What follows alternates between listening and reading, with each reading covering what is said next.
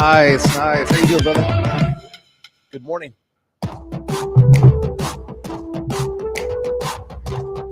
Ready to go. All right, let me get set up real quick.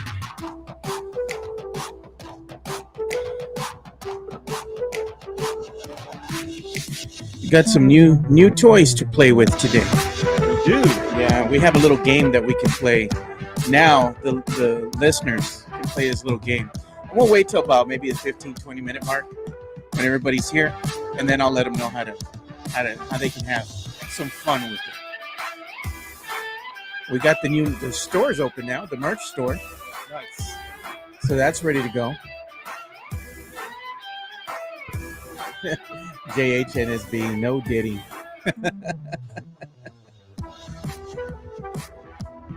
And we are streaming live. We have live streaming audio on the website, Alamo City Network.com.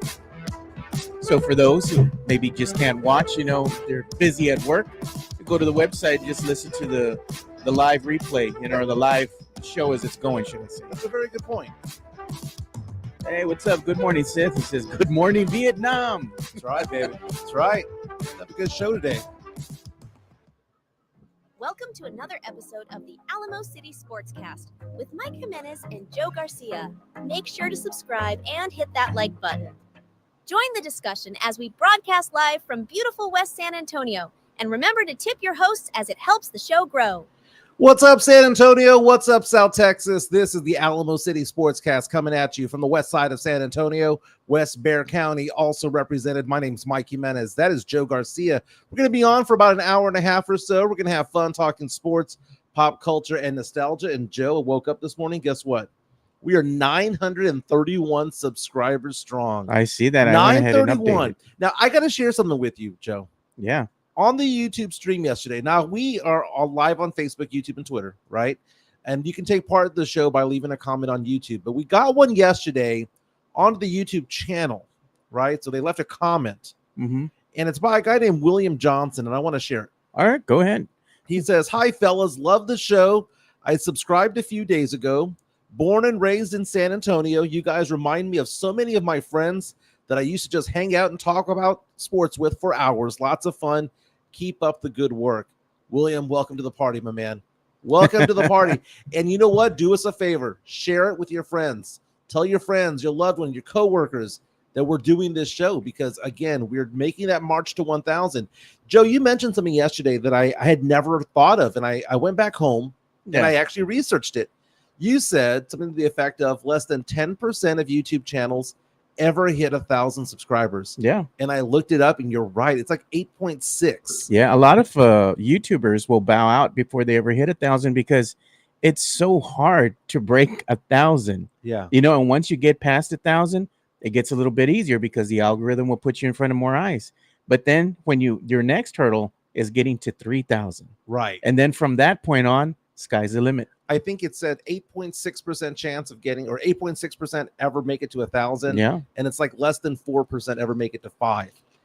And that's the thing, is that we are now seeing this wave of momentum when it comes to this show, when it comes to the number of subscribers that we have. We have William who joined us. He probably didn't even know that we existed 3 or 4 weeks ago. Maybe he listened to the old show back in the day on SportsStar.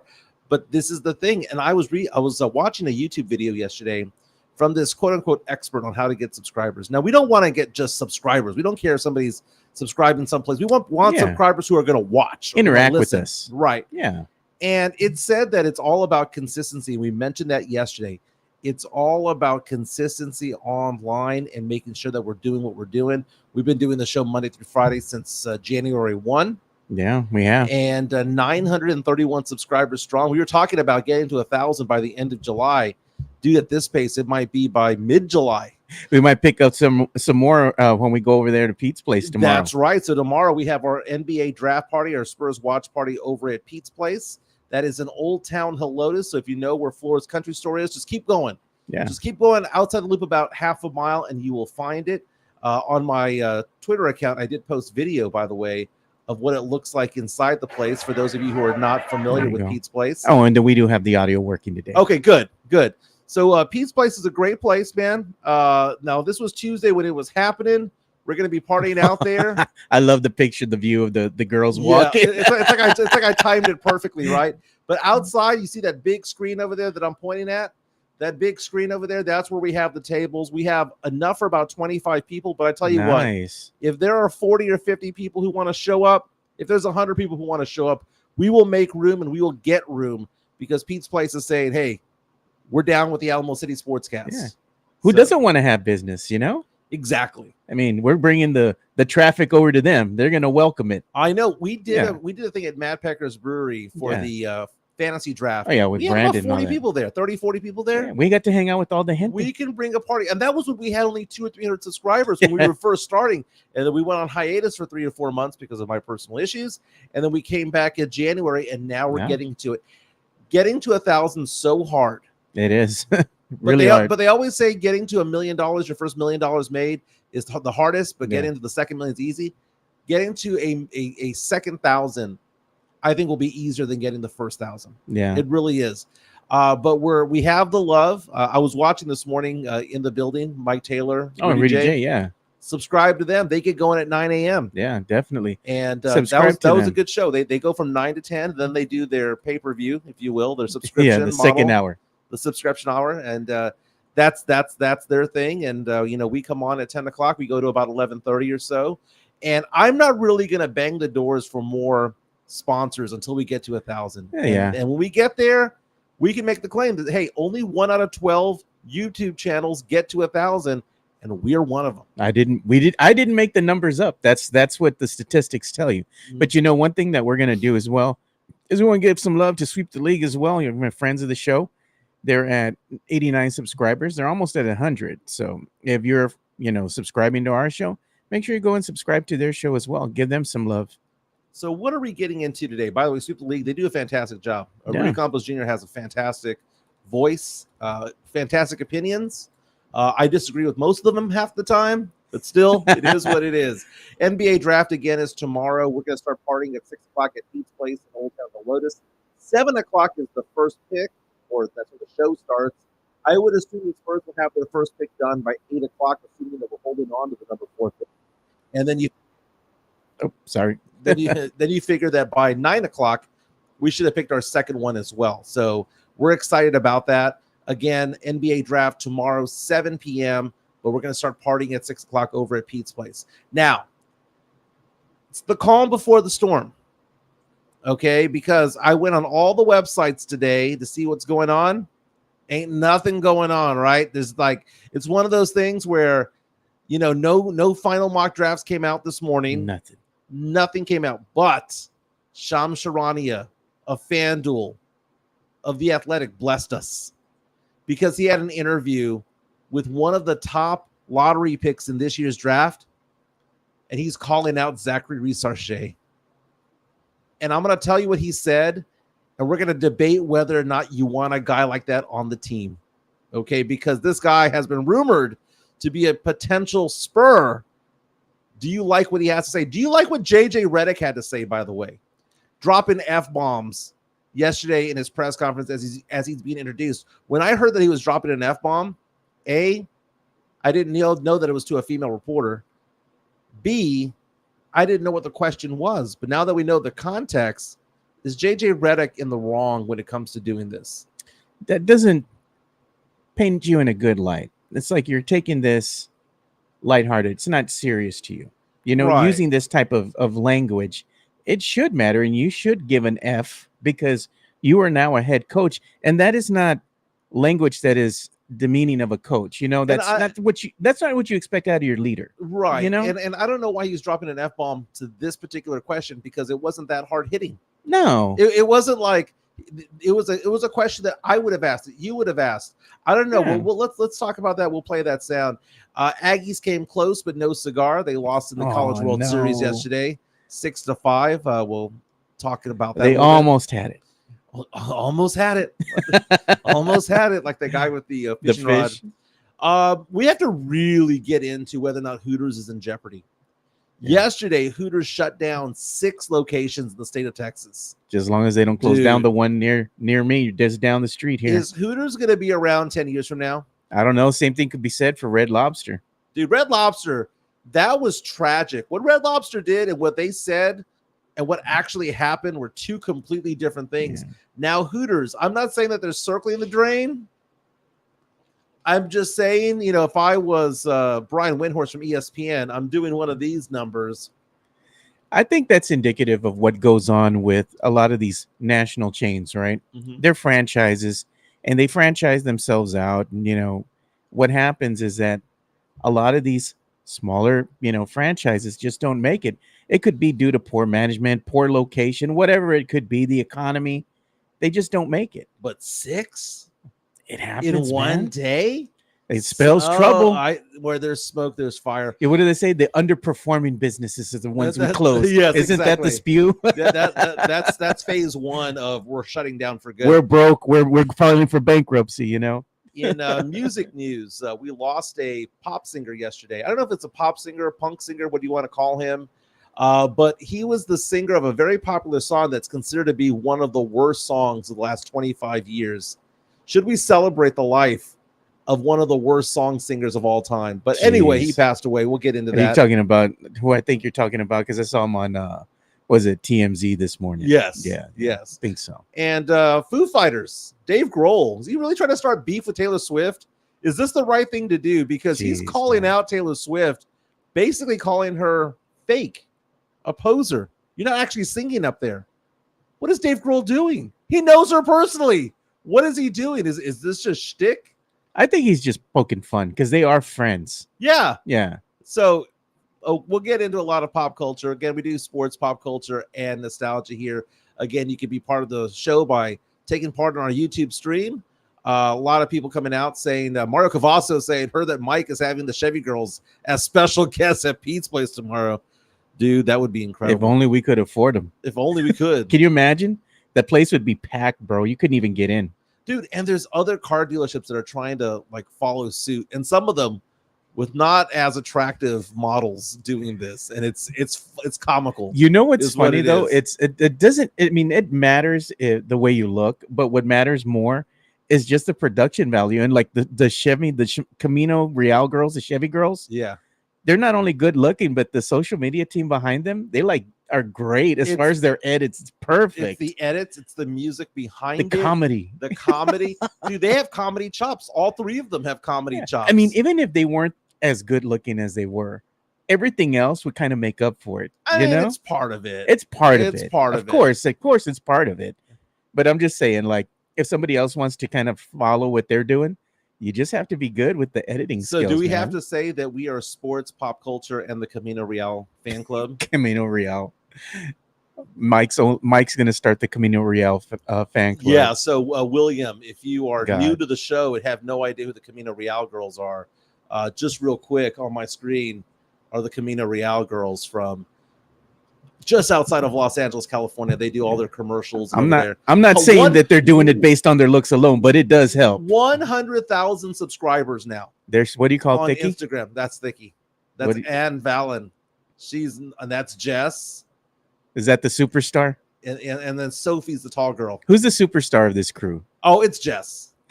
It's Jess, but I think what ends up happening is that more and more as Thicky comes to be part of the show, I think she's getting a cult following. But Jess by far is the leader of the group.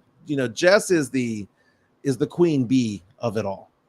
And we love me some Chevy girls. And again, the production value of what they do over there is so fantastic. That's the queen bee right there. So, William, if you're new to the show, again, Camino Real Chevy. They're not a sponsor, but we talk about them all the time. I swear the next time I'm in California, I'm going to go visit just to see if Jess is there or Thicky. You're going to call her Thicky when you see her? I doubt it. Let's get into today's show because, again, the NBA draft is tomorrow. And, it's the calm before the storm. You would think no big waves are going to be made. But Shams Charania of The Athletic, also a FanDuel, he's going to be working overtime tomorrow, right? And Woj dropping the Woj bombs. Going toe-to-toe. And the Sham bombs, right? Who has more phones? I think they have like 5 each. They bring them a tray. Here you go, sir. So if you can check this out on my screen here, this is on FanDuel. They had an interview with Matas Buzelis, who's considered to be a top 10 candidate for tomorrow's draft. Some mocks have him going number 4 to the Spurs. Played for the G League Ignite. And what I found interesting about this interview, and I'm going to mute this. What I found interesting about this interview is that it was a nice casual interview for about 4 or 5 minutes. And then Buzelis started dropping bombs down the stretch. Went off the rails. He went off the rails a little bit. He was trying to be professional about it. Bro, comb your hair, man. Buzelis, 6'9", 6'10", small forward, G League Ignite last year, averaged like 13 points per game last year, like 7 rebounds. The guy is considered to be a slasher, all of that stuff, right? And they asked him about other people in the draft. And they said, what about Zachary Reese-Sarchet? What do you think about Reese-Sarchet? He's the same position as you. He's a 3, you're a 3. And he goes, that guy doesn't want anything to do with me.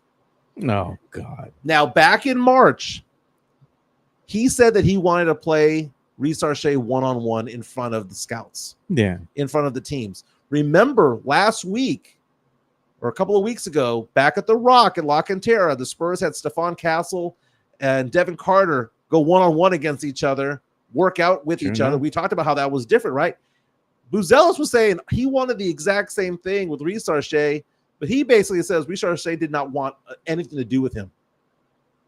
Buzelis calling him out, saying, hey, look, we've got another 24 hours before the draft. Let's do a workout together. Let's go one-on-one. That would have helped both of their stocks, you know? Well, I mean, assuming they both did well, but if Reese-Sarchet kind of bottomed out.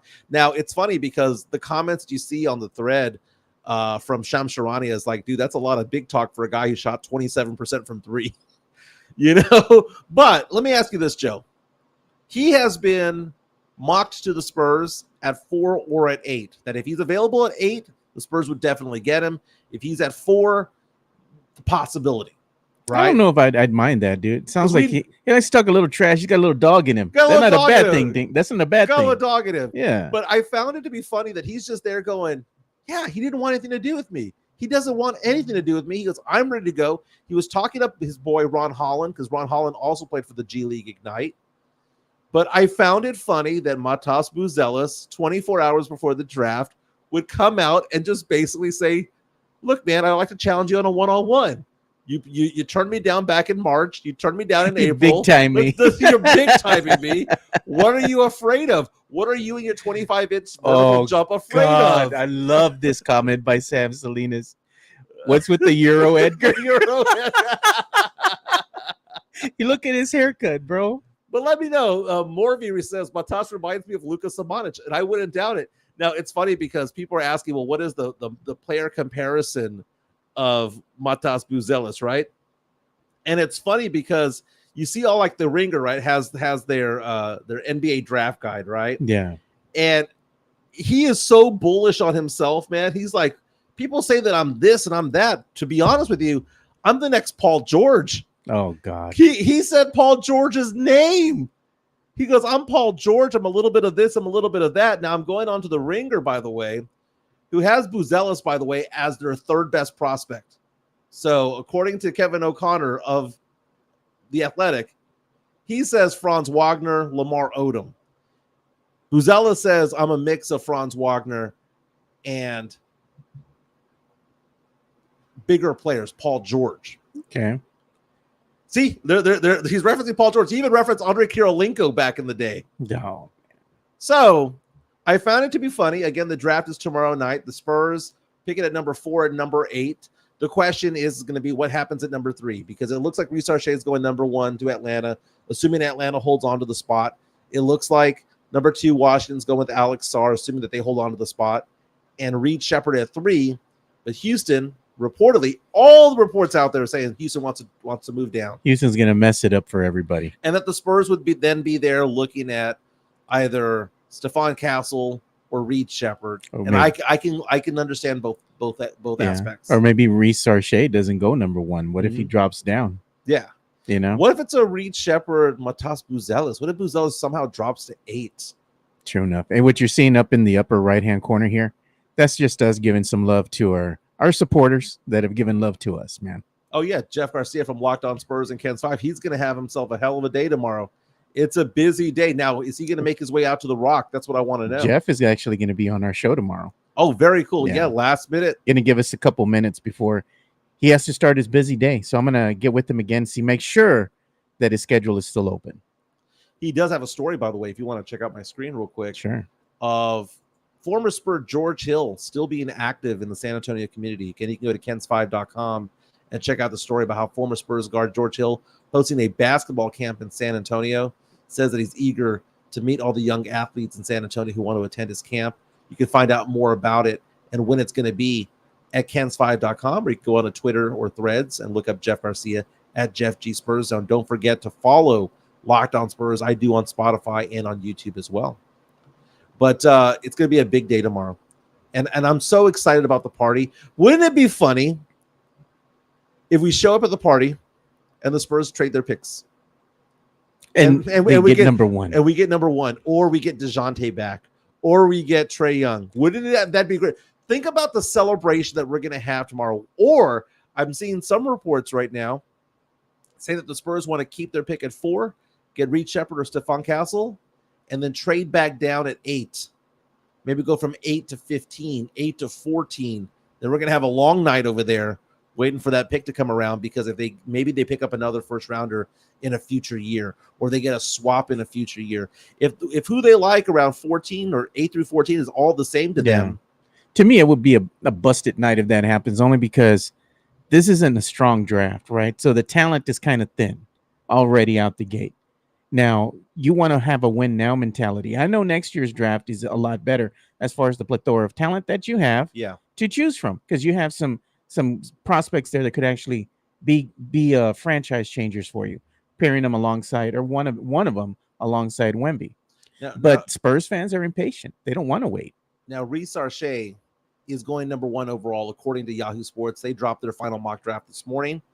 So I'm taking a look. They just dropped one. Reece Archie at number 1. They believe Sarr at 2. They believe if Houston keeps their pick, that they'll go after a Reed Shepherd at 3, and that the Spurs would be going after Stephon Castle at 4. They have Klingon going 5. By the way, the odds of Klingon, going number 1 overall, have dropped to plus 250. Wow. That's 2.5 to 1 odds. It's weird because if you take a look at what's going on, Jonathan Givony of ESPN was talking about the fact that Klingon will either go 1 or 7, because 2 through 6 don't need centers. Houston doesn't need a center. Houston got Sengun. Yeah. Spurs don't need a center. We got Wemby. Yeah, they got Wemby, man. The only way that we go out and get a Klingon is if we decide to do a Twin Towers type of thing. And I'm not opposed to that. And I'm not opposed to it, but Klingon, man, it's funny. He can go number 1 overall. He can drop all the way to 8. You never know. That's what I was going to say. If he's at 8, if you're the Spurs, what are you going to do? Yeah. He's very intriguing. That's a very tasty pick at 8. Matas Buzelis, according to Yahoo Sports, going number 6, because, of course, he didn't get that one-on-one with Zachary Reece Archie. Oh, look at Hanover Fist says, if Reece Archie or Sarr falls to us, would be great. Would be great. And by the way, Hanover Fist, I do appreciate you having the Justin Timberlake mugshot as your avatar.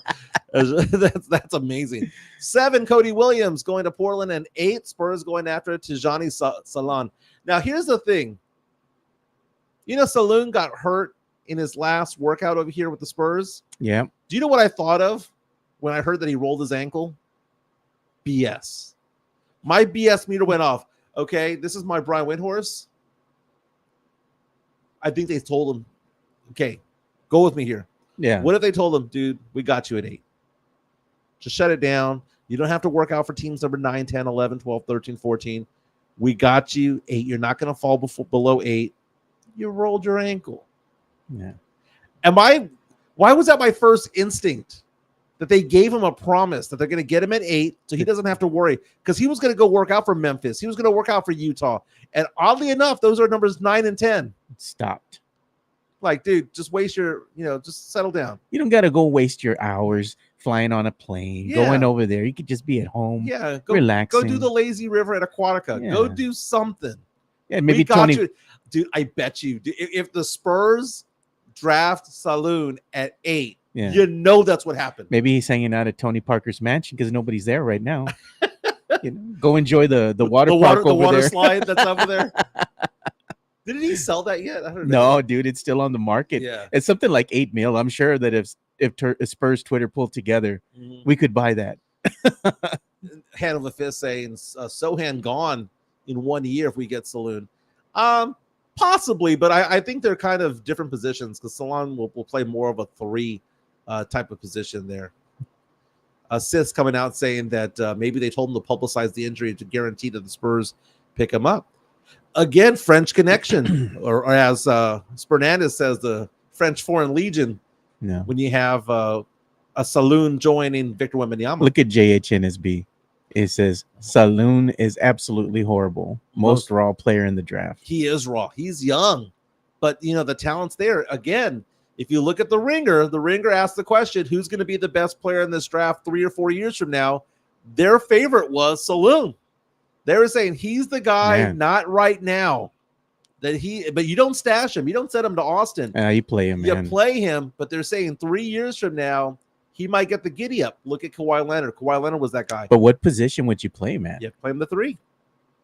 Got to play him the 3. So? Yeah. He's not going to take Sohan's spot at the 4. No. He's not. But again, just bring him up. Let him, because if you're the number 8 overall pick, you're not going to Austin. Throw him in the fire, man. You're not going to Austin. Spurs don't have that luxury no more, man. As far as players that might fall down in the draft, one of the ones that I found funny, Rob Dillingham, 16 to the Sixers. Right? Imagine if the 76ers got Rob Dillingham. Dilly. Nikola Topic fall into number 18 to the Orlando Magic. That one is tough, man. Okay. Hear me out. Nikola Topic is at 20. Spurs at the 35 pick. Oh, God. I'd package picks to move back into the first round to get Topic. If he's still there, he's still floating around. Yeah, I don't want to get him at 4 or 8, but if he's floating around at 19 or 20 and he's in the green room, like, they're gonna call my name, like Brady Quinn back in the day, like Aaron Rodgers back in the day. If he's just looking around the green, he's all alone in the green room. Brian Wright, at that point, package some picks. Move back in. Poke him with the stick. Do something. That guy's supposed to be a top Brian 5 Wright. talent. I know he's damaged goods because of his but if he ACL. falls, if he's gonna fall below 20, 28, he's not gonna go he's not gonna go in the second round. No. But I'm saying if he's already like at 20 or something, it's like make a move, make it happen. Safe Space comes out to us. Welcome to the show, by the way. It's the first time I've seen your name out here. It's the 1027 because he's a few inches taller than Sohan. Yeah, and I like to say like Sohan, but his 6'7" without shoes doesn't have a great wingspan, short arms from what I can see, and he needs to convert to a 3. It's a work in progress. Saloon is a work in progress. That is most definitely it. Now, the one name that I'm fascinated by, Joe, and I know that you are as well, is Zach Edey, the center out of Purdue. 7'4", 300 pounds. I've seen mock drafts say that he's going to go number 7 overall, all the way down to number 25 overall. In fact, Vegas has this as one of their most fun bets of the night because they have the over-under at 15.5. Joe, is somebody going to take him at 15 or below, or is someone going to take him after 16? Because that's the bet right now. Yeah, according to betus.com. I don't know, man. That one's a tough one, dude. You just never know what's going to happen in this draft, Dude, Zach Edey, it's kind of weird how to pinpoint who he is, man. He's just not very he's not quick. He's as far as being able to run the floor, on a break and stuff like that. But what he does gives you that presence inside the paint, and that's where he can flourish, and that's possibly where he can ink out an NBA career for himself. But the thing is, you have good and you have bad with Zach Edey. To me, he's a big gamble. I don't know. I mean, unless you absolutely need a big, on your team, you go ahead and pull that trigger because he possibly could be the best available player at that position. Yeah. I mean, 7'4". You can't teach height. No. You can't. He's 7'4". And he's great in the paint.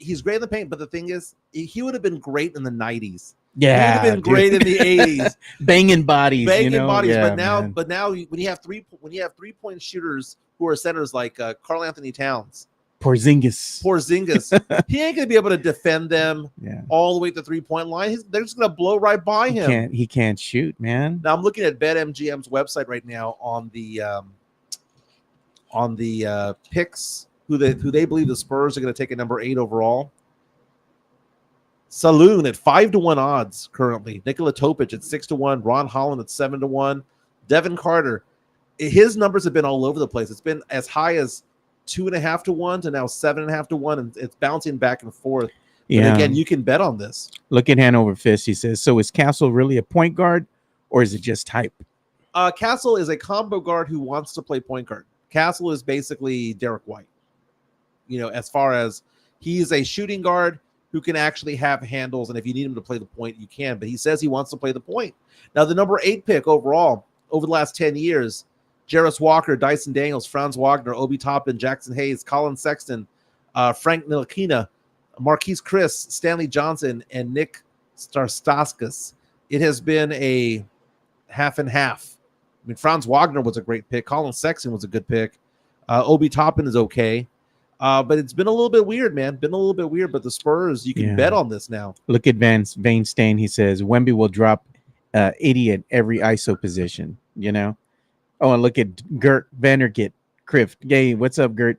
From the Netherlands. He says, if you guys arrange plane tickets, he's in for the watch party. The watch party. That's funny. Hey, and congratulations to him because he's almost lost 100 pounds already. That's amazing. He's been on it, dude. So congrats to you, Gert. That's amazing. Again, the NBA draft is tomorrow night, 7 p.m. The party begins at Pete's Place in Old Town Helotes at 6 p.m.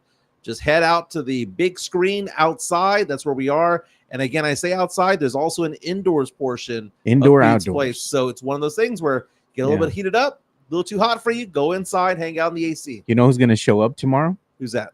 Your son, Sith Elias. He's going to be there with his baby. Going to be there with his wife. He says so. It'd be nice to see him. Man. Very nice, very nice. We've already counted 16 RSVPs as of this morning. Again, we're 931 subscribers strong. It'd be nice to pick up another 10 or 15 while we're out there. That'd be amazing. But again, the draft is tomorrow. I'm excited. I'm already in my head saying we're going to have either Reed Shepherd or Stephon Castle on this team. At 4, at 8, I can see 4 or 5 different players. I mean, I want the Spurs to get better, but then I don't because I'm looking at the 25 NBA draft. So I'm like, get better, but not that much better. Normally we would go and talk more sports, but we need to not bury the lead, man. We got to talk about Hooters. Oh, God. What is going on with Hooters right now? Because I was on mysa.com this morning, and here's the article right here. Hooters closes multiple Texas restaurants, but San Antonio remains safe. I'm going to say ... as of now. Yeah, just keep that 151 location open. The one right here by your house. So it said on Monday, June 24th, which was yesterday, that 6 locations in Texas, from Lubbock to Bryan, Seabrook, San Angelo, and McAllen, all shut down without warning. These hot women showed up to go to work and found out that they didn't have a job. Did they have the notice on the front door? There you go. Basically, been shut down. It's kind of like the movie Major League when they had the pink slip, waiting for you when you open your locker. What does this mean? So, is this the beginning of the end for the restaurant? Because Hooters, again, is the original, man. Hooters is the one. I remember going to Hooters in the 90s. Yeah. And it was kind of taboo. No one's naked there. I mean, dude, Hooters compared to like Twin Peaks on lingerie night, especially in February for Valentine's Day. Oh, I can attest. I was there last Friday. When the Christmas girls, I mean, half the time they're wearing their brown shorts with their checkered top, right? But there are certain nights out of the year. Oh, back to school night, man. That was a nice one. That's the schoolgirl outfits. Yeah, where they are wearing just lingerie upon. I mean, they make bourbon and brews. They make the strippers blush. Hooters girls are in just orange booty shorts, pantyhose, white shoes, and they've got like a tank top. Yeah. In comparison to Twin Peaks, I mean, they're pretty classy at that point, right? But remember Hooters back in the day when we grew up, right? Yeah. I think it was in the late 80s, early 90s. They used to sponsor the late night movie. Remember they had the Hooters girls that used to come out. I think it was on Fox 29, actually. Channel 29. They used to have like late night movies, and it was sponsored by Hooters. And it's like they were talking with the Hooters girls, and they brought the best of the best out to talk about the movie and this and that.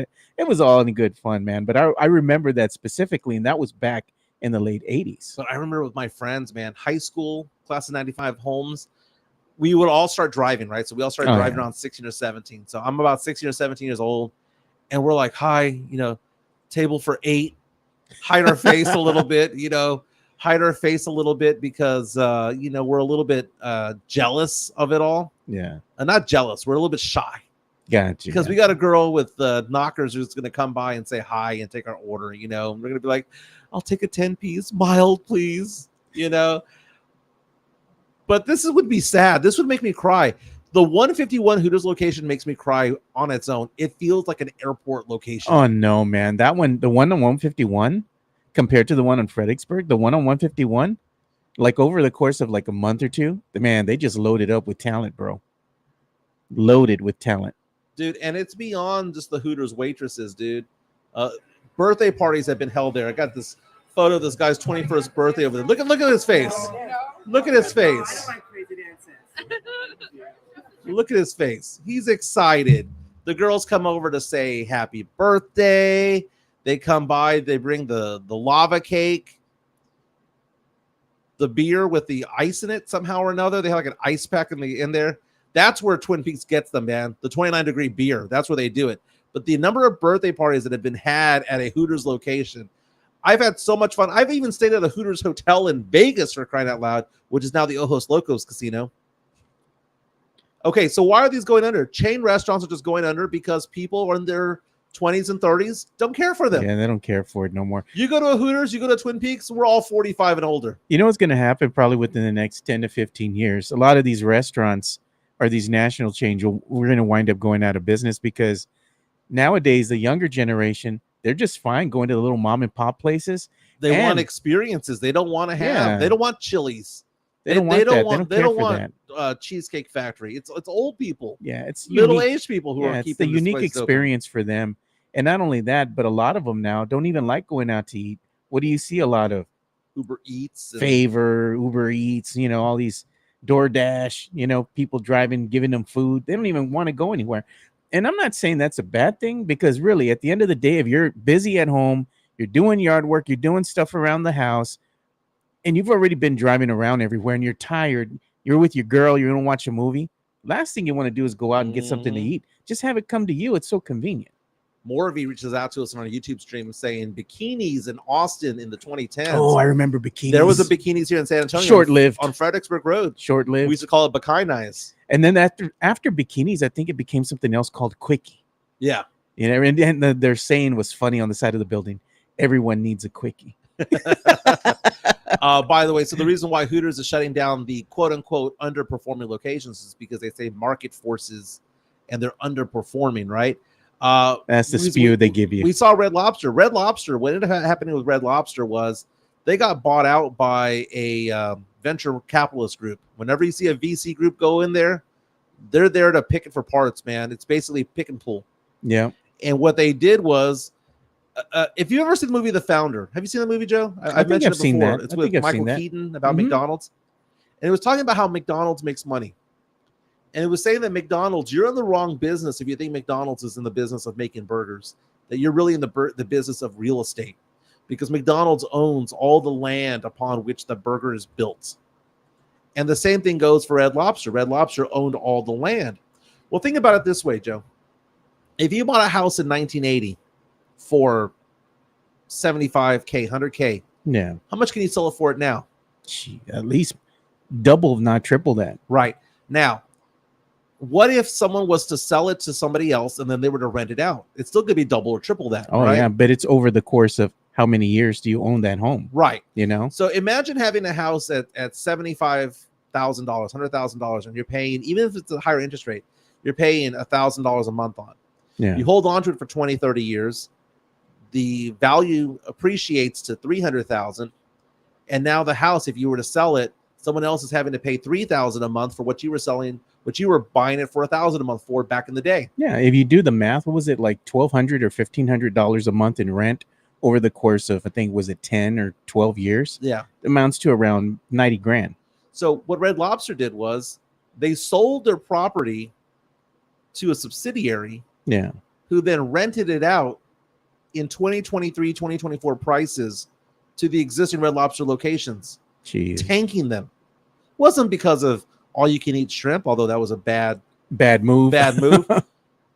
It was because they sold it for parts. It was they basically stole the land. They bought the property. They bought Red Lobster not to make Red Lobster better. They bought it to own the land. And then they said, okay, we're going to have that land sold to a subsidiary. We're going to rake in this profit. Red Lobster, feel free to pay today's rates now, even though this location's been at 410 in Callahan since 1980. Yeah.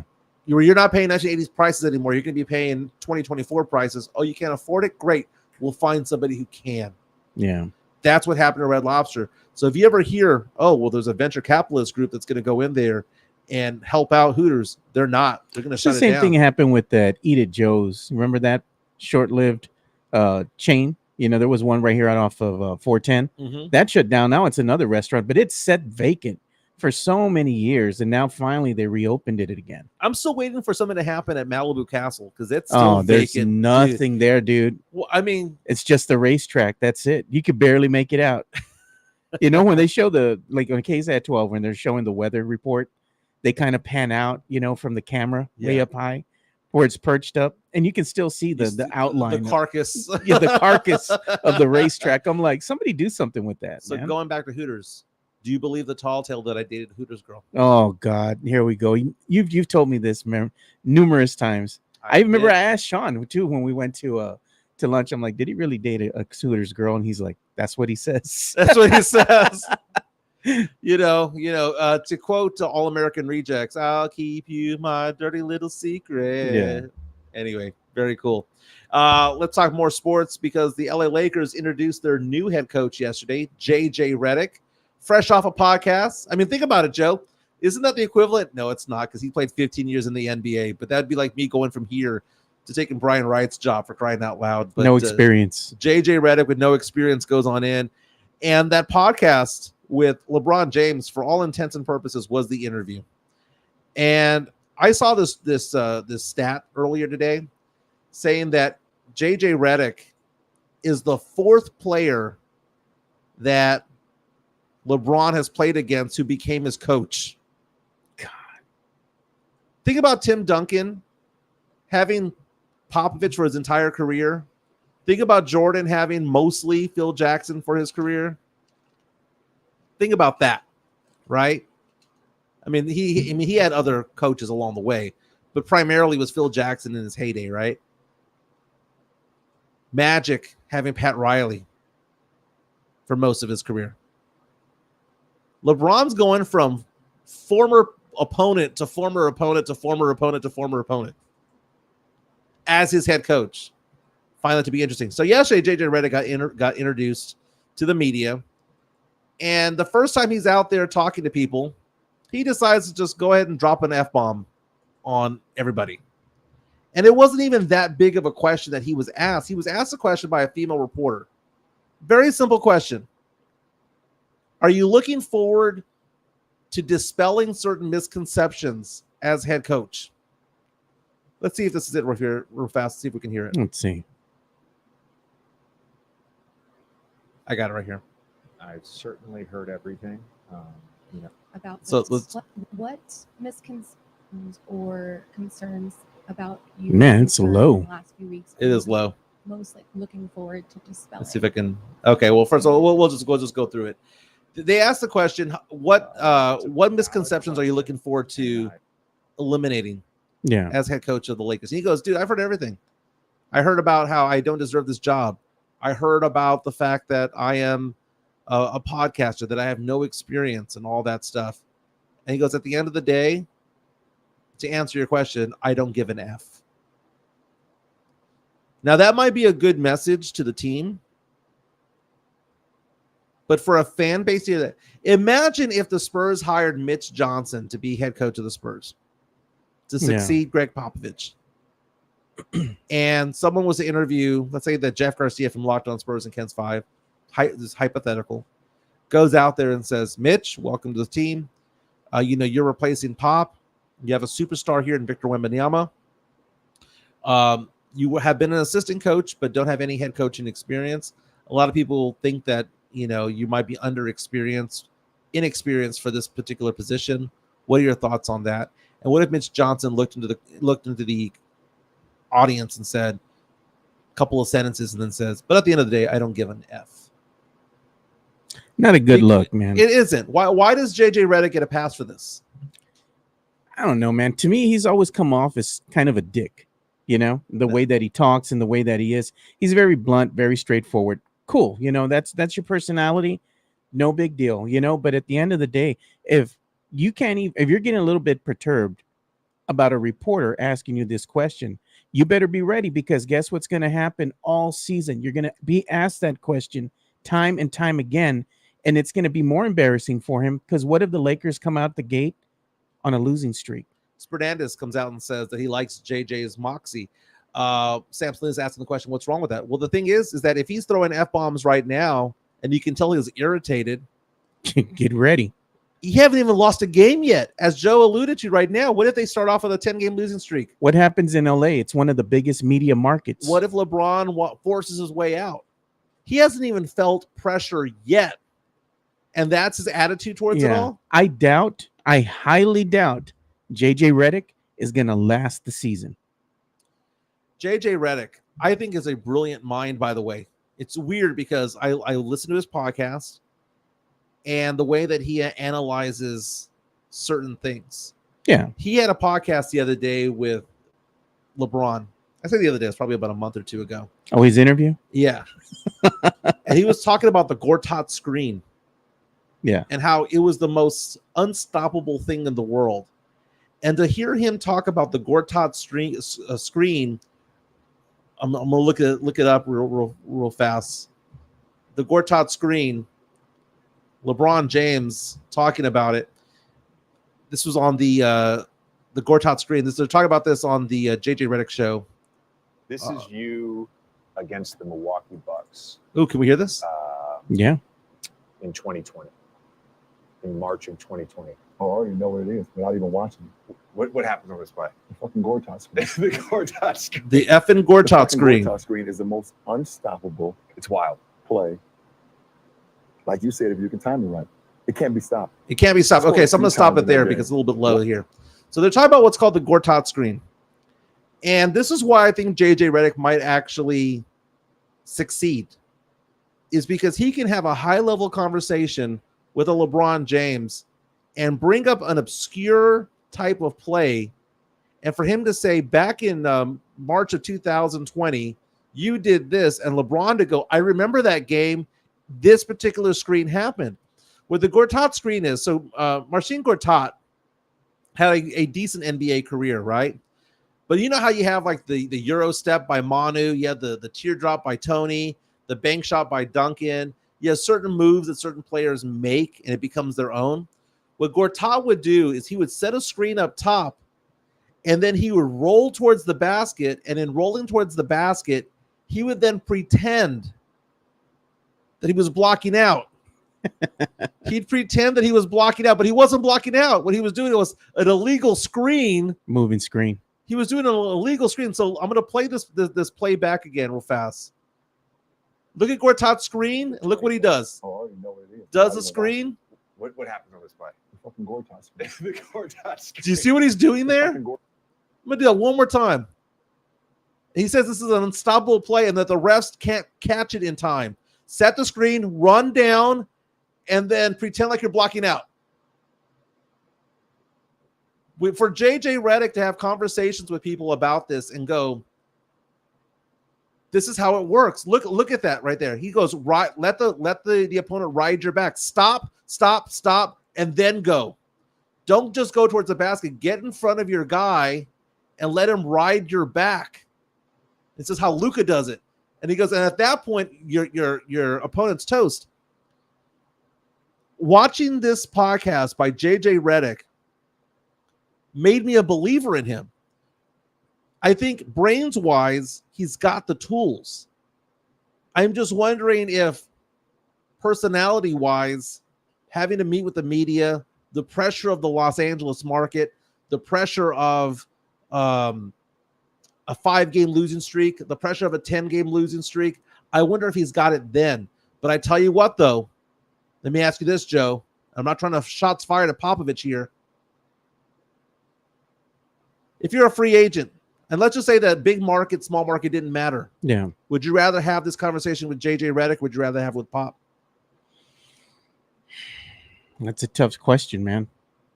This is all about identifying with players. That's why you saw Joe Mazzulla Yeah. at 35 You see, win the the title. thing is that Coach Pop is beloved because of his accolades, Right. and everybody appreciates what he was able to accomplish at the time.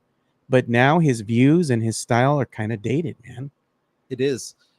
LeBron, this question right here that was brought up, the D-Lo, talking about JJ Redick saying that he's been part of the media and he hates the media. He has mentioned several times how they're making him talk about stupid things or making him hunt out for contact sound bites.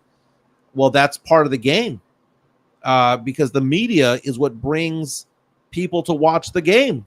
There's a reason why this podcast exists, is because we're all sports fans. We're all pop culture fans, right? Yeah. So JJ Redick going out there and saying that I don't want to do that. Well, tough crap. That's your job. That is your job. And I like JJ Redick as a person. Now, here's why I think it's a little bit different. I think LeBron James respects JJ Redick.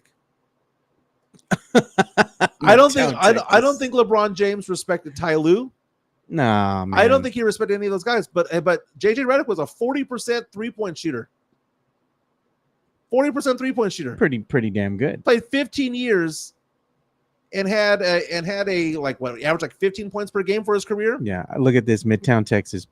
Pop would suggest a classic Marbach screen. No, he'd be like, what we got to do is we got to set a screen like 5 passes before we shoot the ball, like Hoosiers, is what it would be. No, my favorite thing that Coach Pop likes to do, because the team has been tanking, is he's like, well, I'm going to let them figure it out.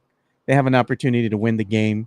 They got their ball, the ball on the sidelines. They just got to inbound it to the right person. Yeah. And Coach Pop just lets the play unfold, and it's a turnover. Darn, you almost had this one, guys. LeBron James's head coaches over the years: Paul Silas, his first 3 seasons; Mike Brown; Eric Spoelstra. I believe that he respected Spoelstra, by the way.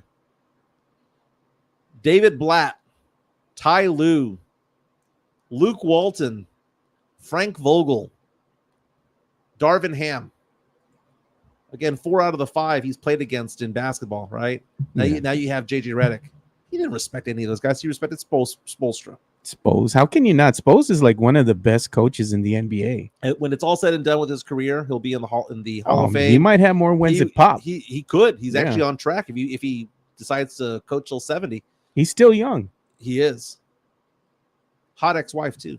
Yeah. Well, like I said, what does that saying say? No matter how hot she is, somebody somewhere is tired of her shit. But I truly believe that LeBron respects JJ Redick. Yeah. He did do a podcast with Ty Lue. He didn't become friends with him. No. I doubt they like each other, man. I think it's gonna work some way, somehow. I don't think they're gonna win championships, but I don't think JJ is gonna wet the bed. I think JJ will do a decent job. But I just had issues with him. He didn't attack the reporter. He's just annoyed. He was annoyed by a question that we were all thinking. Yeah, and they're going to keep asking him. He thinks that's tough. Wait till they have, let's say, back-to-back losses under his regime. Yeah. And he has to answer, why is this team losing with the talent that you have here? With LeBron, He's with gonna AD. be like, well, who are you to tell me that? Do you know basketball? Oh, dude. Okay, so I saw, and it's one of our listeners, by the way. So if you're listening, dude, when he asked, someone was going at him on a sports take, and he goes, well, how many shots have you knocked down? And how many? Goes, oh, it's because someone was defending Sohan. It wasn't to me, it was somebody else. And I was like, dude, that's the lamest take, dude. How many have you? So we're only going to listen to sports athletes about things. That's stupid. This is all about being fans. Do you know how much credibility I have? None. Yep. Rudy J said it best back in the day. Rudy give J opinions. in the building. We are entertainers. Yeah, we give opinions. We are entertainers. Yeah. Okay. First and foremost, we're entertainers who are sports fans. We are no different than the guy that you see at Slackers or at the Rue Pub or at Pete's Place talking sports. We're those guys. Okay. And there's a reason why I don't go into locker rooms very often, though I have from time to time. You want to get yelled at? Well, no, it's just I want to be a fan. It's more fun to be a fan than it is to be a member of the media. Man, you know how much time you have to invest if you're a member of the media? You're not just watching the game, you're dissecting the game, and then you're trying to formulate questions for afterwards. Then you got to wait and bide your time to talk with the coaches, talk with the players. Yeah. Then after that, what do? They usually want some type of a write-up or something. You got to get the story out to the news outlet. I mean, can you imagine the time that you've spent doing that whole spew? That's a lot of time and energy, man. So look at this question that we have. Puro Pinche Sports. JJ Redick is going to have to conform to being a real head coach and not just a locker room guy. This is his kids' 8-year-old team. It's not his kids' 8-year-old team anymore, is what they're saying. Yeah, so he was coaching 8-year-olds Yeah. about 6 months ago, if I'm not mistaken. So yeah, he now has a job. He now has a job, and part of the job is being part of the community. Part of the job is front office responsibility. Part of the job is being in front of the media and giving media interviews. It's part of the job. You can't just say, I just want to be a head coach, or I just want to be a player. You know, I think Sam Salinas says it best here. It's JJ's pretentious tone that's annoying, and that the actual sports insight is secondary. Are you sure that Sam say that about JJ or about me? No. I think he's talking about JJ, but that's JJ's demeanor, you know? Yeah. He always feels like, I'm better than you. I know more than you. You know, I'm so much better than everybody. Well, he went to Duke, and isn't that the whole Duke thing? Tim Gonzalez, I apologize for saying that because I know you're a Duke fan, but when I go to North Carolina, which is where Duke is from, they hate it there. Duke and UNC are separated by 8 miles. Yeah. Right? 8 miles. Nobody there cheers for Duke. You know why? Because everybody at Duke is pretentious. And JJ Redick is part of it. What did they say? All the people that go to Duke, they're not from there. Right. No one's from there. Yeah. Yesterday, I'm not going to show highlights of this, but I did watch the Texas A&M game. Okay. The only thing I got out of that game was that everybody has a mustache for Texas A&M. It annoyed me, man. Like 80% of the players had not like beards, goatee. They all had mustaches, and because of that, I was cheering against them. A&M lost game 3, which was the deciding game in the College World Series. They lost 6-5 to Tennessee. They got a few runs in the 9th inning to make it close, but one of the Aggie players struck out to end the game. Tennessee got out to a lead early on. 4th pitch of the game, cranked a home run over left field. The leadoff hitter did anyway. Ouch. My friends were making fun of the left fielder for A&M because it felt and looked like he didn't really give a crap out there. Okay. Dude, the ball would be hit to him. He was just like slowly walking to it. Jeez. He ran at a speed level that was like 3.0 on the treadmill. Yeah. He had no energy out there, but A&M lost 6-5 yesterday. And then was it the Florida Panthers? Is that who won the Stanley Cup? They beat Edmonton in 7. Florida won the first 3 games, lost the next 3, won yesterday. I believe it was 2-1. Who cares? It's hockey. Although it was fun to watch if you're watching it, dude. If you're watching in a bar, I just can't get into it, dude. Jason Minix at San Antonio Sportscast will spend all day in the world waxing poetic about it, but it's just hockey, dude. It is just hockey. So we're going to start a little game right now. Remember, I promised that we're going to play a little game here with our listeners, man, and this is what we're going to wind up doing. I'm going to put this in the chat, and let's see if it comes through. So I just went ahead and put that in the chat. So we have a capability right now called the Magic 8 Ball, and we're going to see if this will work. We doing lines? No. The Magic 8 Ball is not about that. What it is that you can ask the chat a question now. So this is the command you got to use. You just put the exclamation 8 ball, and then you just ask a question, hit enter, and let's see if it answers your question. So if anybody wants to go ahead and give it a roll, go ahead and do it. So are we gonna spin this thing? Yeah, I'm just saying that's all you got to do. It says the 8 ball is Mike Zesty. And it says JHNSB. The 8 ball says for sure. Oh, wait. So you get to ask it a question. You ask it a question. You just go ahead and put in the command in the beginning. You just type in the exclamation, and then you put 8 ball, and then you ask it a question. Okay. Interesting. I don't want to know what it's going to be asking because it sounds like it's going to be all negative towards me. Don't forget, again, tomorrow we have the Spurs viewing party, the draft party over at Pete's Place in Old Town Helotes. Joe and I will get there at 6 o'clock. Draft starts at 7. It's get some entertainment news going on. Yeah, we're going to do the entertainment bump. Let's do it. All right, here we go. I got to find it first. There we are.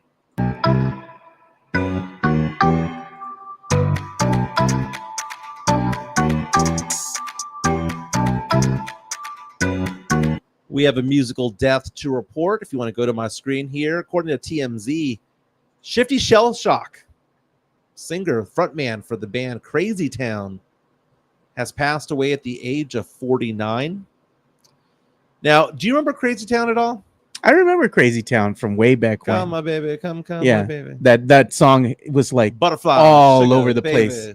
You couldn't go to a club without playing that. Okay, that is ranked as one of the worst songs of all time. Oh, it is, dude. It's so annoying. Okay, so when you go to this list of the worst rock songs of all time, Shifty Shell Shock's Oh, it's Butterfly. up there. Yeah. Butterfly is up there. It's not even a good song. Yeah. Well, I like the music though. It's a good beat, but it's just not a good song. Yeah, it's like just take that beat. I want a rapper to take that beat and make something better out of it. Yeah, right. yeah. But I feel bad. Again, he passed away Monday at his home in L.A. Rest in peace, brother. Investigation is underway to determine cause of the death. Crazy Town was formed back in 1999. Had that hit back in 2001. Now, let me ask you this, Joe. What are some of the worst rock songs out there, or songs that you come out with and you think to yourself, I cannot listen to this crap? Because I'll give you some examples of mine. Starship, No One's Gonna Stop Us Now. I hate that song. If I hear it, I want to just drive into a railing. Did they play that in the in a movie tree. Mannequin? Mannequin. Isn't Wow. Mannequin such a great comedy from the 80s, dude? First That's of all, a pretty funny movie. First of all, I did watch that movie back in the day. It's Kim Cattrall, right? Dude, she was smoking Who was hot, the bro. dude? I don't remember. He was part of the Brat Pack. Remember? Was it forgot his name. Was it Andrew McCarthy? Yeah, I think it was. He was part of the Brat Pack. That was a good movie. That was a dude. good movie. But you know what? Wasn't it a take on Twilight Zone? Because there's that episode of the Twilight Zone where The the mannequins come to life, and when someone looks at it, they're not. Yeah. Yeah. So Mannequin, Kim Cattrall had that run in the 80s, man. From Porky's to, dude, she went from Porky's to Mannequin all the way to Sex and the City. Yeah. You know the best character out of that whole bit, that movie? It was Hollywood Montrose, dude. He Dude, was I freaking forgot. hilarious, You're bro. bringing this out, dude. It was Andrew McCarthy in there, dude. That is a classic 80s movie right there. It's so funny, dude. Okay, Weekend at Bernie's. Oh, that's so stupid. Good man. movie or bad movie? It's such a bad movie. It's good. The premise for the whole movie is dumb as hell, dude. How are you going to be walking around with a dead body? Who's not like decomposing, right? Yeah, at all. He's been baking in the sun and everything. I'm like, I didn't on. realize I liked so many Andrew McCarthy movies. He was a great comedic performer, great comedic actor. He was on the TV show Royal Pains for a season. Oh, you on love that USA. show. That You was love a great one. show. And I was like, man, that guy looks familiar. Yeah. Well, it's a 60-year-old Andrew McCarthy. Man, they're going crazy with the 8-ball now, dude. Instead of them paying attention to the show, They're asking questions about Mike. hey, how about this? Ask the question on this on the 8-ball. Should I send a super chat or buy a coffee to Mike and Joe? Again, you can help the show grow, help us with equipment and whatnot. Yeah. Give us some love, man. Give us some love. You like what we're doing? Give us some love. Mhm. Hit that like button. We're trying to go ahead and make things a little bit more interactive for you guys and a little bit more fun. Dude, we picked up 15 subscribers since Friday. 15. Look at that, Sam Salinas. He's talking about Weekend at Bernie's. He said the second one is so bad it makes the first one good. That second movie was so bad I couldn't watch. Do you know what I saw the other day on TikTok? Do you know the name Michael Winslow? Oh yeah. He plays one of the main characters. What's his name on Police Academy? Michael Winslow on Police Academy. See, Michael Winslow, Police Academy. He played. What was his name? Well, his name was Larvell Jones. Anyway, I saw this whole thing on TikTok about how he can do heavy metal sounds. He can sound like a helicopter, like a police siren. He can sound like all these things. Oh, the sounds guy. That's the what sounds guy, they're Michael saying. Winslow. Yeah, He used to do a lot of voiceovers, a lot of sound effects. You know, he was the funny guy that was in the car doing all the sound effects, even the water droplet, you know, the way it sounded and all that kind of stuff. The siren. He played Larvell Jones in Police Academy. I don't think he's alive anymore. No, I think he passed away, is. didn't he? He's 65 years old. He's still doing stand-up comedy. He's still doing voiceovers. But I saw. Oh, it's Hightower that passed. I think. Oh, did Hightower die? Yeah, I think he died, dude. I love that movie. Dude, the Police Academy movies. Mad respect for them. You know, Harris was from San Marcos. Really? He was a professor at Texas State. Police Academy movies were pretty funny, dude. They were great, man. And you know, again, these are movies that you cannot make. Oh yeah, again. no, not a chance. I Dude. mean, not dude, a chance. The fact that the end of the first Police Academy ends with a BJ scene from the hooker to Mahoney, because he had done that to the commandant earlier in the movie. That was great. It was the same hooker. How did the commandant get the same hooker? That's what I want to know. Move it. Tackleberry was great. Yeah, he was great. You know, Hooks with the "Don't move, dirtbag." What's that? Yeah, she was the little one. Yeah, the little one with that voice. and then the Blue Oyster Bar. Oh God, I remember that. They can't do that anymore, dude. They would get canceled so fast. And then they dude. slow dance towards the end. Yeah, they get canceled so quick for that. The other one that was funny too, in the reins of keeping it with comedy and going with the police theme, the Naked Gun, dude. Oh, so good. Dude. Okay, the best part of the Naked Gun, by the way, and I remember showing it to my daughter. She probably thought it was funny. She thought it was hilarious. Gabby loves anything that I show her, right? Yeah. Movies, music, whatever. And she liked this one actor in not Police Academy. Yeah, in Naked Gun. And then she goes, "Dad, that was O.J. Simpson." I was like, she didn't know. I was like, dude, OJ was so good in there, man. He was good at comedy, dude. Yeah, the very beginning scene when he gets shot and he's like not only getting hurt from the bullets, but he's also putting his hand on a stove and he steps into a bear trap and all that. It's ridiculous, man. Ridiculous. Oh, Spaceballs. Now we're getting off the rails here. Yeah, man. we're getting off the rails. He goes, he wasn't Spaceballs. Proctor. Naked Gun, my fave. I'm telling you, man. And if you go back to the whole, one of my favorite lines in that movie was the big tall dude where you don't even see his face. It only goes up to his chest. And he goes, he's eating a banana and he goes, "You got a piece on your side of your mouth there." And he lifts up his arm and there's nothing. He goes, "No, the other side." And half a banana falls. remember the fence that graffitied back? Oh yeah.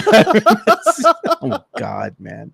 The movie was so good, dude. And you know what? It lends into later on Undercover Brother.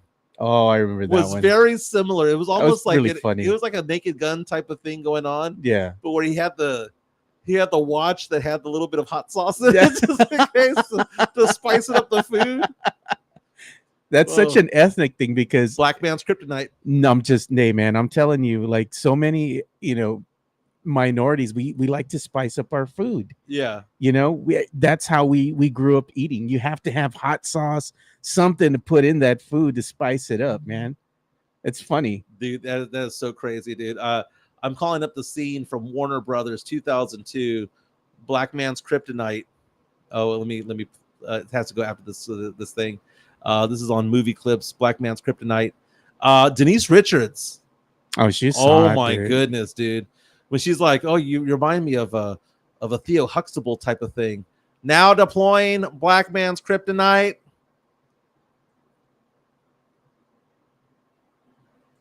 Fandango Movie Clips. Oh my God, she brought it in this movie. Wasn't she in Wild Things back in the late 90s with Nev Campbell? Yeah, sure was. But the interaction that she has here with, is that Eddie Griffin? That's his name? Yeah, Eddie Griffin. And then she looks all like the damsel in distress type of thing. Dude, it's so great, dude. Look at Sam Salinas says Undercover Brother was fantastic.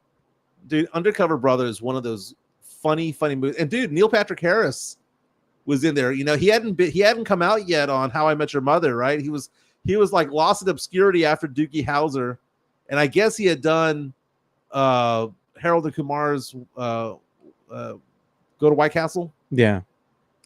What a great scene, dude. What a great scene. When she's like, you remind me of Theo Huxtable. Oh, God, man. Theo Huxtable kind of way. Hey, one thing that we got to do, too, is we got to go ahead and give some love to our sponsors here. So we're going to start off with MCS General Contracting. Yeah. MCS General Contracting, more than 30 years of combined experience in concrete placement. They are the best in the business, honest pricing, high quality work. They get going on house foundations, driveways, concrete patio decks. If you want to extend the deck, extend the driveway. If you're a business and you need to put together a slab, a parking lot, or other concrete placement services or sidewalks, reach out to MCS General Contracting at 210-774-9155. They're confident in their skills, so give Chris Leha over at MCS General Contracting a call at 210-774-9155. And thank you for being a sponsor of this show. Yeah, man. Got to get that diamond hard concrete in your life. I'm a client. I'm a customer myself, baby. That is what it is. By the way, if you could show my screen real fast. I'm showing myself, watching myself. This is kind of like that scene from Spaceballs where he looks back. Picture in picture. Let's see how long the delay is.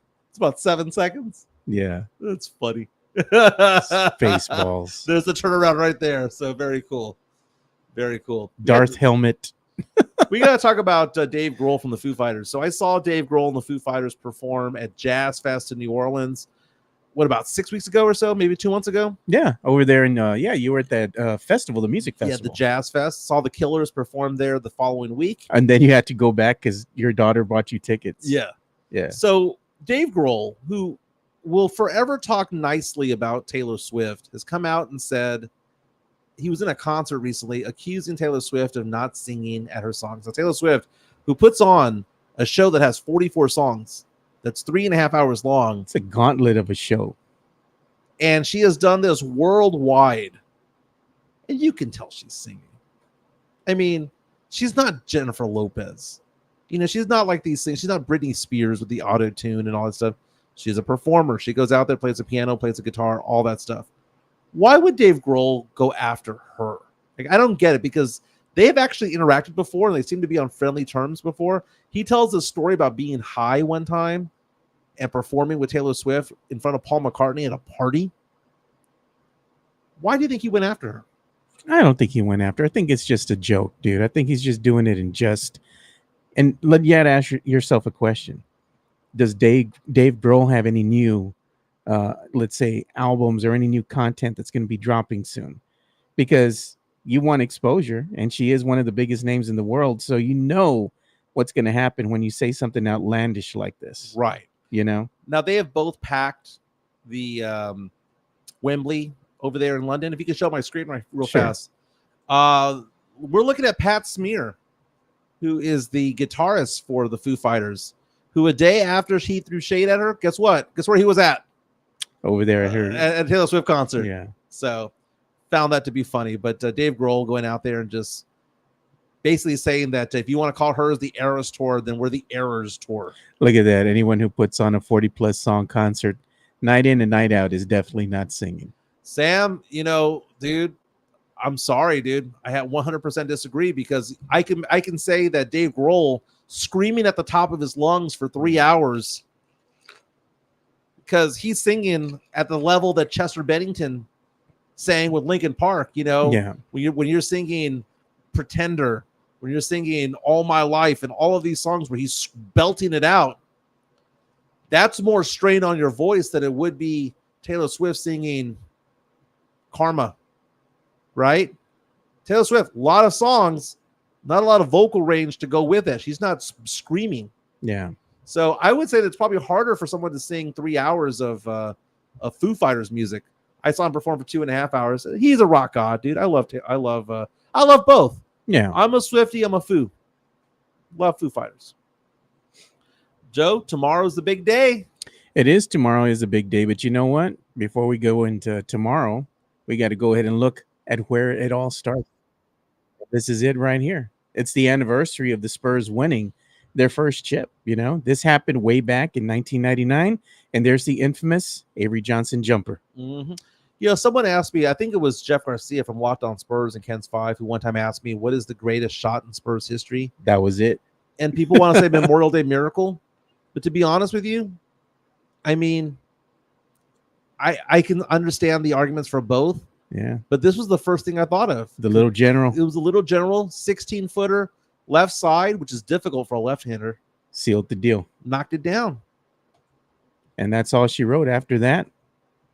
We talked about earlier Matas Buzelis of the G League Ignite. He's supposed to be a top 10 pick in the draft, more than likely a top 8 pick in the draft, coming out and saying Zachary Sarche wants none of me, wants none of this. Yeah. Does not want to go one-on-one. I asked him in March to go one-on-one in front of teams, in front of player personnel. Didn't do it. Got 36 hours before the draft. One more ask. Go at me one-on-one. You've been dodging me the entire time. Yeah. You know what else I was going to tell you too that happened in Spurs history on June 25th? Tell me. Way back, and we're on the eve of the draft night, right? Mm-hmm. Way back in 1997, the Spurs drafted a guy by the name of Tim Duncan. Nice.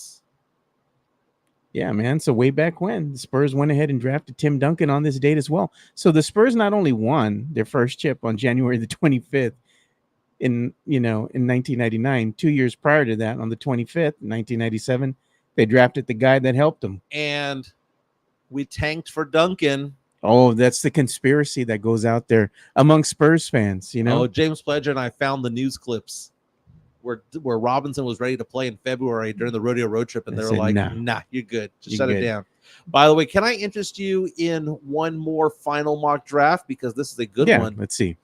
This is according to The Athletic. Okay, so The Athletic's legit, right? We like The Athletic. They're one of the 4 horsemen, right? They're the one of the 4 big ones. ESPN, The Athletic, The Ringer, USA Today. Those are the 4 big ones, right? They just posted during this show, they just posted their final mock draft. Number 1, according to The Athletic, and it just posted on the New York Times, Zachary Sarche to Atlanta. They're also proposing a trade somewhere in the first round. So I'm going to show you that in a second. Number 2, Washington Wizards taking Alex Sarr. Number 3, they believe Houston will hold on to their pick and take Reed Shepherd. Number 4, Spurs taking Stephon Castle out of UConn. So far, I think that would make the most sense. Here's the trade that they expect. The Detroit Pistons trading the number 5 to Memphis for the number 9 and a future first-round draft pick that is protected, so that the Pistons could then take, so that the Grizzlies could then take Donovan Clingan, the 7'2" center from UConn. At number 6, Dalton Knecht, the 6'5" wing from Tennessee, going to Charlotte. Number 7, Cody Williams, Colorado, brother of Jalen Williams from Oklahoma City Thunder. I haven't seen this yet, Joe. Number 8, who do you think? Saloon? I think it is Saloon. Dillingham? No, Saloon? I think Saloon. Do you know who hadn't been picked yet? Who? Buzelis. You think so? Let's see. Number 8, Matas Buzelis. I hadn't seen it. I wouldn't be mad.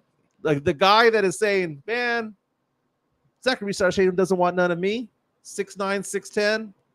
Goes on to say that the Spurs will be choosing from Buzelis, Devin Carter, Saloon, and Nikola Topic. And that how the Spurs really wanted Topic around that spot, but when he tore his ACL, kicked him to the curb. They have Saloon going 9 to the Memphis Grizzlies and Topic going 10 to the Jazz. I'm interested to see who they have. Bub Carrington going 12 to Oklahoma City. Ron Holland going to the Bulls at 11. Devin Carter going to the Kings at 13. Zach Edey going 14 to the Portland Trailblazers. That's who they believe is going to be the lottery. They believe Rob Dillingham 16 to the Philadelphia 76ers. I don't know why Spurs fans are so enamored with him. Here's the name right here. That if the Spurs are going to pick a player that out of nowhere, it's Jacoby Walter, even though they have him going 19 to Toronto. Interesting. Let's see if they have a second round. D'Lo says he would be fine with Castle, then Connect at 8. Spurs have at 35 going after Pacomi Dadier, a 6'8" wing, 18 years old. I have no idea what country that's from. And then they have the Spurs going for Melvin and Hinka, 6'6" wings. So the Spurs go after a bunch of wings, according to The Athletic. Will Bronny James, according to The Athletic, be taken? They have him going number 55 to the Lakers. Although I did see a report today saying that another team, that the 76ers, might be interested in him as well. Yeah, so I was going to do one more thing for us as well. Is we have this new thing that we just opened up, the other day. So I'm going to show you. I worked on it yesterday. So we're going to go ahead and show the website. This is our merch, the online merch store where you can buy all the merch that you guys have been asking for. So I'm going to drop the link right now in the chat. So you can go ahead and just copy and paste that or click on it, and it'll take you right to our merch store. Okay, so where do we go for that again? Let me do it with you. Yeah, there you go. I dropped it in the chat right now, so you can just click on the link, and it'll take you straight to the website, our online merch store, and you can see some of the designs that we have there already for purchase. I did this one yesterday as a request from Sith. The 210? Wemby 210. I like it. And we have the Vamos Wemby shirt. We have the vintage retro one, kind of commemorating the San Antonio's World Fair when it was here. And there's the logo shirt that we have, the updated one. And we still have some nerd gear in here, a Boba Fett, and we have a Shenron the Dragon that has the Alamo City Sportscast written on it. And of course, the classic tee as well. So you can take a look at this one, with the classic logo, Alamo City Sportscast, saying that we are sports, news, and pop culture. So all the shirts are $20. You can go there and purchase them. They are available right now. So just click on the link, and there you go. I'm on the website right now, and I'm looking, and I like the graphic that we have for Spernandez. It's him with the cups and the Fred's Fish Fry knockoff shirt. Oh, God. That is very cool. I need to get some of this merch, dude. I'm on the website right now. So if I go to the website, Alamo City Podcast Network, is it on the you just click on the link inside the chat here. I went ahead and it's only inside the chat. Yeah, I shared it inside the chat with everybody. So it takes them to our fourth wall basic website that we have up. How much are these teas going for? $20 a piece, man. What's the delivery time? That takes about, I think it said 5 to 11 days. Once you go ahead and place your order, you're going to go ahead and get that shipment sent out to you. And everything's handled on the back end. We just put up the designs, and Fourth Wall does everything else for us, from the printing to the shipping and taking the payment and all that. I mean, it's a trade-off. We do make a couple of bucks per shirt, not much, but it's not about the profit. It's just about getting merch out there in the hands of the people. It's the marketing. Yep. We got to be in front of a lot of people. I wonder if we get a discount for like multiple things, like multiple shirts being done at one time. Yeah, they have a lot of different things we can do now. So now we can go ahead and do some discounts, which I'll look into, and we can also do giveaways. So we can actually do a giveaway here on the show and give out merch now as we're doing that. We need to give away that Spurs Wemby rookie. The rookie card. I think we give that away tomorrow, or because we have two actually. I've been withholding one. Okay. We have another one to give away. So, Sith asking, do we take Afterpay? No. Afterpay. You can get this shirt for $20 or for 12 payments of $1.33 a month. Look at me do that math in my head. And as I did the math in my head, is it right or wrong? Let me see. Yeah, close enough. No, wait, $1.67. My bad. But I'm looking forward to tomorrow over at Pete's Place. It's going to be a fun time out there. I wonder what drink specials they're going to have. So that's what I'm going to do tomorrow. Is I'm going to find out exactly what the drink specials are. But you can follow them on Facebook and on Instagram as well. This is on Old Town Helotes. It's a good looking place, dude. Good looking place. Yeah. Let's go ahead and show it one more time. Can you go ahead and show Pete's Place? Yeah. Give me 1 second here. Oh, Sith asking, do they have micheladas? I'm sure they can accommodate you with the michelada. Oh, full bar. Oh, one thing that we do got to do that we almost forgot to do is we got to give some love out to our boy, Jeff Garcia of Locked On Spurs. Locked On Spurs is your daily Spurs podcast hosted by Jeff Garcia, the lead Spurs writer for Ken's 5 San Antonio. Jeff has a healthy plethora of guests all the time on the Locked On Spurs podcast. You can also follow Jeff on threads at Jeff G. Ken's 5 SA. You can also follow Jeff on Twitter at Jeff G. Spurs Zone. So make sure you go ahead and give Jeff a follow not only on threads and Twitter, but also on YouTube at youtube.com/@LockedOnSpurs. This is where you're going to be able to find the replay of the Locked On Spurs podcast. Make sure to like, subscribe, and share. So on my screen here, I've got a video of Pete's Place. This was Wednesday night, which was a fantastic night to go over there. Lots of drink specials. Look at that screen right there. All this on top right here. These are all the drink specials they have that night for every single night. So obviously Wednesday is going to be packed up over there. I do have photos of the area that we'll be at. So there's going to be a large screen out there. There you go. And we have the tables in the front. So this is us over here. Primo seating, man. And we're looking at the drink specials from last week. Thank you to Alex Noriega for sending me this right now. Last week they had a peach sangria for $3, $4 Dulce Vita flavors, and all-day happy hour. Nice. All-day happy hour? Sounds good to me. I'll take it. You had me at happy hour. But again, you can go on the outside and just hang out over here. Or you can go back inside where, these people are at and hang out. But it's going to be a fun time. Again, tomorrow night, it's going to be from, we get there at 7. Bar closes at 2. They also have food there, by the way. And people were asking, is it kid-friendly? I don't think that it is because they ID everybody when you walk in the door. Oh, okay, yeah. So also, one other thing is that when you make an order, they will have you pay on the spot. So you can't say, oh, here's my card, and go back all night long. Every transaction every order is a new transaction. So what happens when you have college kids over there, man? They run out on tabs. It is what it is. you got to pay your bill. Got to pay the bill. So Sith was asking about micheladas and all. Why you got to be fancy, dude? Just get a beer. Oh, look, man, that's what I was waiting for. So this decided to work, and this is just showing you the different shirts that we have available right now. I got to kind of fix the descriptions a little bit, but you get the gist. You can go straight to the merch shop again, and take a look at the store. 931 subscribers, dude. I'm excited about that. I asked my good friend Rudy J from In the Building, formerly of San Antonio Sports Star, to have lunch. I want to talk to him about taking it to the next level. Rudy's my guy, dude. He's my guy. And Mike Taylor is as well. Nothing but love for both of those guys and what they do out there. I was watching their show this morning. Highly recommend that you subscribe to them as well. One of the things that I'm going to do, Joe, is, and I'm already doing it, I'm keeping track of all these podcasts that are going around. Ours, In the Building, San Antonio Sports Stars page, Locked On Spurs, and I'm going to track and monitor how many subscribers they get per month. And new ones per month. I want to see where we stack up against them, because for us to go 15 subscribers in the last 72 hours, people might go, well, it's just 15 subscribers. That's like 6% growth, dude. That's a big amount of growth in a 2-week span. Maybe not 6%, but it's 1.5%. Yeah, we've been growth. picking up some traffic here, man. Some subscribers here in the last month. But once we get to 1,000, correct me if I'm wrong, but we become front page news on YouTube. Yeah, you do. You get you get in front of more eyes on YouTube, and you also get to share in the Google AdSense revenue. It's not much, it's not much.